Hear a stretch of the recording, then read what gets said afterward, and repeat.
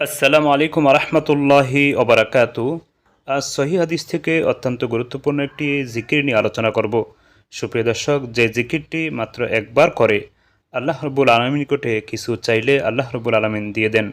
যে কোনো বিষয়ে দোয়া করলে আল্লাহ রব্বুল আলমিন কবুল করেন, যাহা সহি হাদিসে এসেছে।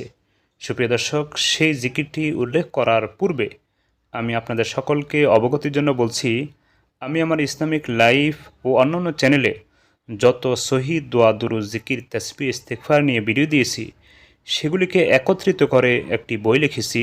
বইটির নাম দিয়েছি কোরআন ও সহি হাদিসের ভিত্তিতে নববী দোয়া। সুপ্রিয় দর্শক, বইটিতে প্রায় 700 সহি দোয়া দুরুদ জিকির তাসবিহ ইস্তেগফার রয়েছে। প্রতিটির রেফারেন্স উল্লেখ করা হয়েছে এবং প্রতিটির অর্থ ও বাংলা উচ্চারণ উল্লেখ করা হয়েছে।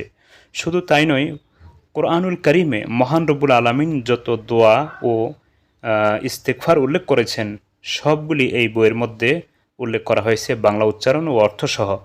আশা করি আপনারা বইটি সংগ্রহ করবেন, কারণ বইটির মধ্যে জীবনের প্রতিটি বিষয়ের দোয়া রয়েছে। বইটি সংগ্রহ করতে হলে ভিডিওর মধ্যে দেওয়া নাম্বারে কল দিলে কুরিয়ারের মাধ্যমে আপনার হাতে পৌঁছে দেওয়া সম্ভব হবে। সুপ্রিয় দর্শক, যে জিকিরটি করে আল্লাহ রব্বুল আলমীর নিকটে দোয়া করলে আল্লাহ রব্বুল আলমিন কবুল করেন, সে সম্পর্কে হাদিস এসেছে। হজরত ওবাদা ইবনে সামেত রাদিয়াল্লাহু আনহু বলেন, রাসূলুল্লাহ সাল্লাল্লাহু আলাইহি সাল্লাম বলেছেন, যে ব্যক্তি ঘুম থেকে জেগে যাবে, অর্থাৎ রাত্রে যে কোনো কারণেই হোক ঘুম থেকে যদি জেগে যায় আর সে ওই অবস্থায় এই জিকিরটি করে, তারপর আল্লাহ রাব্বুল আলামিনের নিকটে ক্ষমা চায়, আল্লাহ রাব্বুল আলামিন ক্ষমা করে দিবেন। অথবা অন্য কোনো বিষয়ে দোয়া করলে দোয়া কবুল করবেন।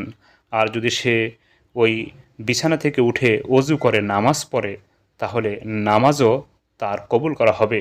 সেই জিকিরটি হলো লা ইলাহা ইল্লাল্লাহু ওয়াহদাহু লা শারীকা লাহ, লাহুল মুলকু ওয়া লাহুল হামদু ওয়া হুয়া আলা কুল্লি শাইইন কদির, সুবহানাল্লাহ ওয়ালহামদুলিল্লাহ ওয়া লা ইলাহা ইল্লাল্লাহু আল্লাহু আকবার ওয়া লা হাওলা ওয়া লা কুওয়াতা ইল্লা বিল্লাহ।